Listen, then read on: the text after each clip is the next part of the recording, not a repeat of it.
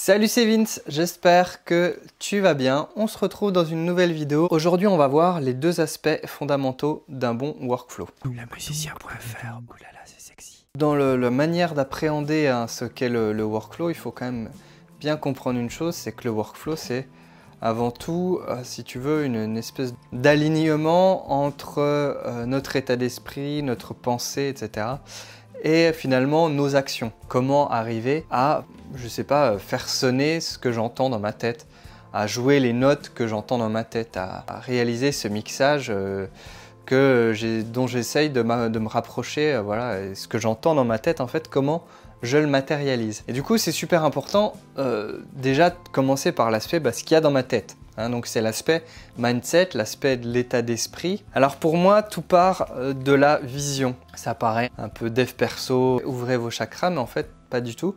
C'est finalement ce qui permet de concrétiser le plus les choses. Comment en fait je visualise ma musique, comment je visualise mon morceau, comment je visualise mon objectif. Tu vois, dans le défi que je m'étais fait de faire un EP, finalement, ma vision, elle était claire et en même temps, elle était complètement ouverte. C'est-à-dire que je vais faire un EP, le temps d'un week-end.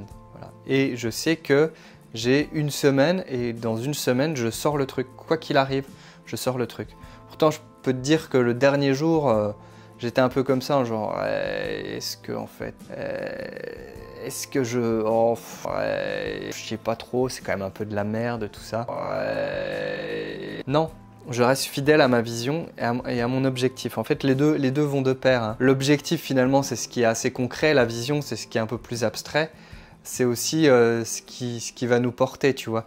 Et du coup, en fait, la vision se construit au fur et à mesure que tu évolues dans une musique, que tu évolues dans sa création, dans sa construction. Mais également, toi, en tant que compositeur, musicien, beatmaker... music producer, c'est toujours mieux en anglais. Comment tu évolues, voilà, toi aussi dans ta vision de ce qu'est la musique, de ce qu'est ton ressenti de la musique en général, mais surtout de ce que tu veux proposer toi artistiquement. Et de cette vision en fait va vachement aussi découler ta patte artistique, ton identité finalement sonore, qui tu es musicalement, et ce qui va permettre aussi qu'on te repère, en tout cas qu'on te distingue entre tel et tel musicien, tu vois. Ça peut être une patte artistique, ça peut aller de mille et une façons, mais ça peut être certains partis pris, des mélanges de styles, une voix bien particulière, mais tout ça va être nourri aussi par la vision que tu as en amont. Je sais pas quoi faire de ma main là. Tout ça est nourri par la vision que tu as en amont, c'est-à-dire que si tu te laisses totalement aller, je crois pas qu'on part à un bon workflow si on se laisse totalement, si tu veux, porter par... je sais pas, le flux de l'inspiration, tout ça. Il faut quand même avoir un espèce de drive, un moteur qui te dit « je vais par là, je sais pas ce que je vais y trouver, mais j'y vais ». Et pour moi, c'est vraiment le truc principal dans le workflow, au-delà de tout le reste, tous les aspects, on va dire, techniques dont je vais parler juste après. Donc ça, c'est le premier truc, la vision qui nourrit les objectifs et qui permet d'affiner là où on veut aller. Même si on sait pas, même si clairement, on ne sait pas, si tu veux, là, ce que ça venait, c'est comme quand tu pars en voyage. Tu sais, dans un pays que tu connais pas, tu as une vision, tu t'imagines des choses et tu as une attente qui se nourrit, tu as des images comme ça qui se créent avant. Et ensuite, une fois que tu es sur place, tu as la réalité de la vision que tu as eue, qui est souvent différente, parfois très différente, parfois pas complètement. Il y a forcément des choses voilà, qui ne coïncident pas, c'est ça aussi l'intérêt. Mais disons que c'est un peu ça, c'est cette idée de où je vais, comment j'y vais, même si je ne sais pas clairement ce que je vais découvrir. Et il faut accepter le fait qu'on n'a pas la maîtrise totale et on ne sait pas clairement finalement la musique qu'on va créer en fait. Même si on entend des choses très précises, pour la majorité des gens, on ne va pas se poser à écrire une partition pour 26 pupitres, etc. et avoir toutes les notes en tête. Ça, c'est les vrais génies, c'est pas les génies qu'on autoproclame à notre époque parce qu'ils mettent 3 boucles dans GarageBand. Cette vision, elle est vraiment primordiale, elle est la clé de tout ce qui découle ensuite. Encore dans l'aspect état d'esprit, il y a un truc super important, je trouve, c'est la prise de recul. C'est ce qui te permet d'évaluer finalement ta vision, d'évaluer là où tu en es, et de prendre un peu conscience de est-ce que je suis en train de finalement d'accomplir ma vision ou est-ce que je pars dans une autre direction. Et si jamais tu t'éloignes de la vision que tu avais pour ta musique, pour un morceau en particulier, ben, est-ce que justement je prends ce chemin ou est-ce qu'au contraire je rectifie le tir, hein. Et ça c'est super important parce que tu peux te perdre en cours de route quand tu composes, quand tu es dans le feu de l'action, tu vas poser des idées, mais il faut avoir, si tu veux, une espèce de rigueur un peu mentale, c'est-à-dire qu'à contrebalancer sans arrêt l'aspect artistique, l'aspect créatif. Ok, je vais essayer ça, je vais faire ça, tiens, mais je vais mettre ça, puis là j'entends un trombone, et puis ce truc-là. Et puis l'aspect, on va dire, c'est l'aspect qui te freine un peu, ou alors, ah non, mais là c'est une super idée, tu ajoutes, je sais pas, un plus à ta musique, etc. C'est une bonne idée et tout. Si tu réfléchis pas, si tu te contentes de juste poser des idées, et puis ok, je mets une boucle, ok, je pose un accord, ok, je machin. Bon, bah, de toute façon, mécaniquement, ça fonctionne parce que de toute façon, la musique, mécaniquement, il y a quand même une chier de combinaisons qui fonctionnent, hein. Tu peux quand même faire très très facilement de la musique, c'est quand même pas très compliqué, surtout à notre époque. Tu peux faire un truc qui fonctionne mécaniquement, mais est-ce que ça va fonctionner artistiquement? Et c'est là que cette prise de recul en fait est hyper importante. C'est vraiment ça. Je sais pas si tu as regardé ma grosse vidéo quand j'ai fait mon EP là l'autre week-end, mais très souvent en fait je filme ces moments où je me remets un peu en question, je dis ouais, je suis pas sûr de ce truc là, voilà. Et c'est sans arrêt cette espèce de doute que tu laisses ouvert, mais que tu contrôles en fait, parce que si tu le contrôles pas, tu n'en finis plus et en fait tu fais 2 pas en avant, 3 pas en arrière sans arrêt. C'est pour ça que cette prise de recul, voilà, elle est vraiment importante, elle te permet d'analyser un peu en permanence ce que tu fais, mais il faut vraiment être super prudent avec cette idée d'analyser sans arrêt ta musique, parce que si tu es complètement là-dedans sans arrêt, en fait tu termineras jamais rien, faut être honnête, parce que ton cerveau en fait il veut pas te mettre en danger. C'est une de ses fonctions primaires. De ce que j'en comprends, je suis pas scientifique tout ça, mais ça m'intéresse. Ton cerveau, il est constamment à l'affût en fait de ce qui pourrait te mettre en danger. Et finalement, faire de la musique, faire de l'art, je sais pas, faire une vidéo sur YouTube, quelque part, c'est se mettre en danger. Et parfois, ton cerveau, il va te dire non mais non, ne fais pas ça. Alors c'est souvent des dangers en plus irrationnels qui ensuite sont nourris par ton imaginaire, ton inconscient, ton background culturel, tout ça, mais le cerveau, il a tendance à te garder là, bien au chaud, là, dans ce que tu connais, et à ne pas t'en sortir parce que, voilà, il estime que c'est se mettre en danger. Donc, il faut trouver cet équilibre entre un peu l'aventure créative et puis toujours avoir ce recul un petit peu, si tu es latent, comme ça, pour, en fait, c'est vraiment ce qui te permet de corriger le tir en permanence et finalement d'aller vite, de poursuivre cette espèce de vision qui se nourrit au fur et à mesure, hein. Tu es en recherche d'équilibre, petit scarabée. Et alors, le deuxième gros aspect d'un workflow efficace à mon sens et d'un workflow qui fonctionne, bah, c'est l'aspect technique. Alors là, bon, on va pas se mentir, le truc principal, c'est la maîtrise de ton logiciel et de tes outils en général, mais du logiciel parce que voilà, c'est dans le logiciel finalement que tous les éléments vont s'assembler, qu'un logiciel de MAO c'est une usine à gaz phénoménale, là-dessus il n'y a pas de doute, on est d'accord, et que malheureusement tu ne peux pas passer à côté de cette phase d'apprentissage qui se fait plus ou moins dans la douleur, qui se fait bah, voilà, par l'expérience et qui par peut-être les tutos, les formations et tout. Va voir ma formation sur Logic Pro dans la description. Tu ne peux pas passer à côté de ça. C'est comme ça. Sinon, bah, tu fais juste des chansons en piano-voix si t'es pianiste, en guitare-voix si t'es guitariste. Mais si t'as, on va dire, envie de créer vraiment ta propre musique, de t'enregistrer tout ça, il y a forcément un cap à passer. Et ce cap-là, ben, c'est là où ça va filtrer, si tu veux, les vrais passionnés et juste ceux qui, voilà, étaient curieux, quoi. Et je pense que si tu suis cette chaîne, c'est que tu es quand même un vrai passionné dans l'âme. En tout cas, c'est la communauté que j'ai envie de créer. C'est vraiment des gens qui sont intéressés par les aspects un peu techniques et tout, mais aussi et surtout l'aspect passion, l'aspect création.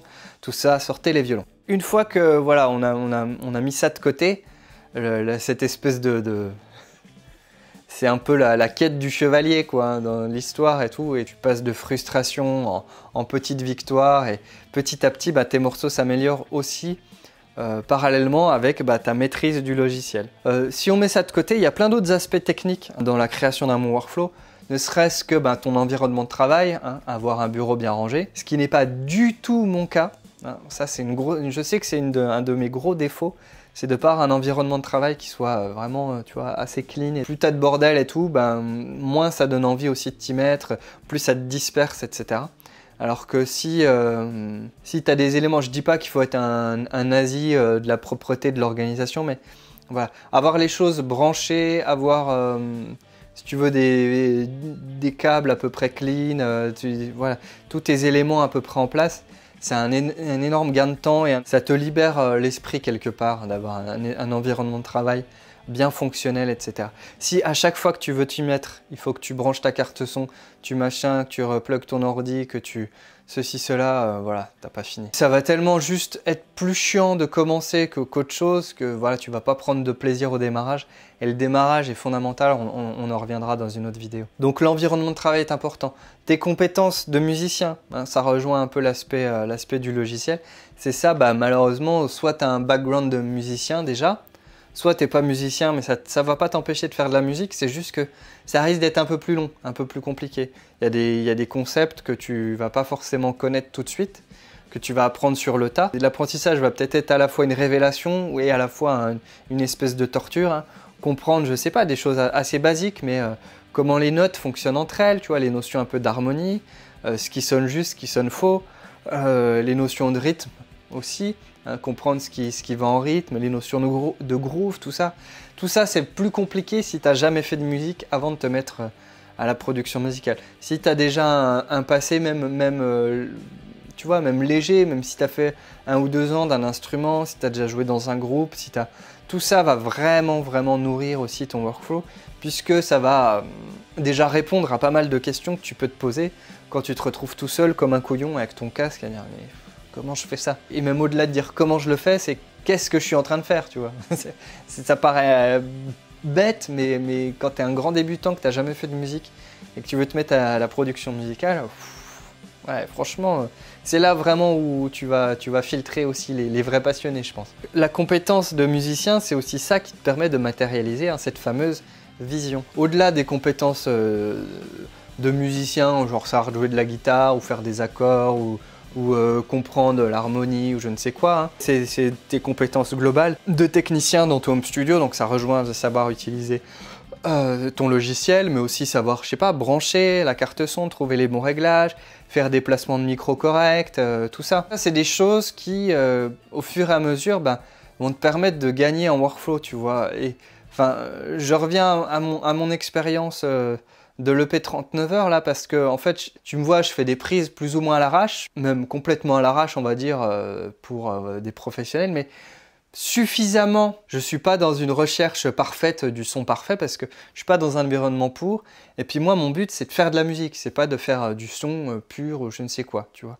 Moi le but c'est d'enchaîner des musiques, de produire au maximum de la musique, d'être créatif.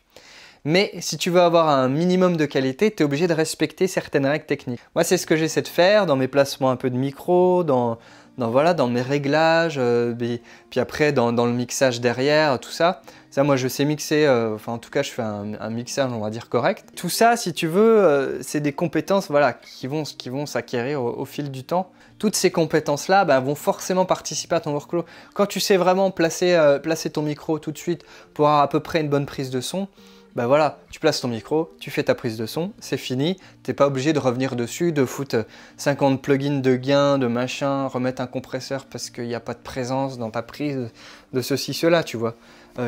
Faire une bonne prise de son, c'est être dans un bon workflow parce que tu vas gagner du temps. Et le workflow, c'est essayer de gagner du temps au maximum pour raccourcir hein, l'espèce de temps qu'il y a entre l'idée que tu as et sa concrétisation.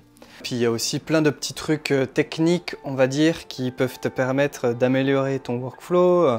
C'est un peu des astuces, quoi. Typique, je sais pas, les modèles de projet, paramètres par défaut, les raccourcis, évidemment, ça rejoint la maîtrise du logiciel, mais les raccourcis, c'est la pierre angulaire pour être efficace dans un logiciel. C'est tout l'aspect aussi organisation, hein, organisation de l'espace de travail, ok, mais aussi l'organisation de ton home studio, ok.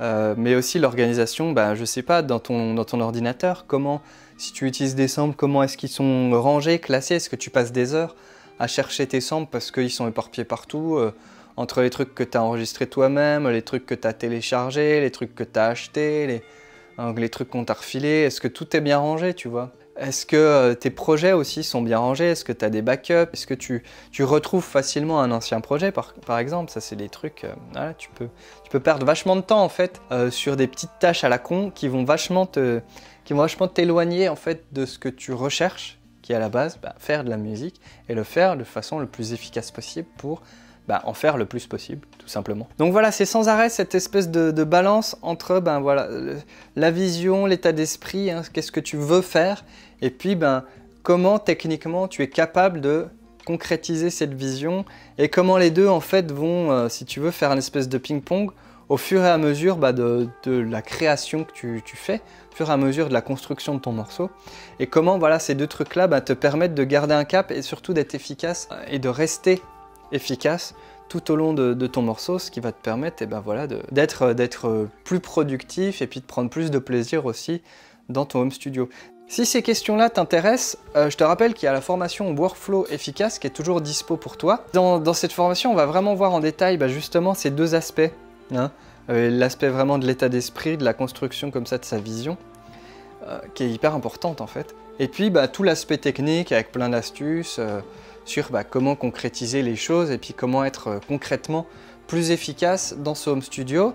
Je t'en dis pas plus, le lien est en description de cette page ou sur le petit i qui doit être somewhere. Tu as toujours accès à des conditions avantageuses pour la période de lancement. Ça ne dure que quelques jours, donc si tu veux en profiter, c'est maintenant. Je sais que tu vas apprendre plein de choses en tout cas, et puis que ça t'intéresse ou non, dans tous les cas il n'y a pas de souci. Je t'invite par contre à laisser un gros pouce en l'air à cette vidéo, à t'abonner à la chaîne si ce n'est pas déjà fait avec la petite cloche, et puis à me dire en commentaire surtout toi comment tu envisages, si tu veux, cette balance entre l'état d'esprit et puis les compétences techniques. Comment est-ce que tu jongles finalement entre ces deux casquettes qui sont quand même pas évidentes toujours à concilier. Voilà, je te laisse, fais plein de musique, ciao.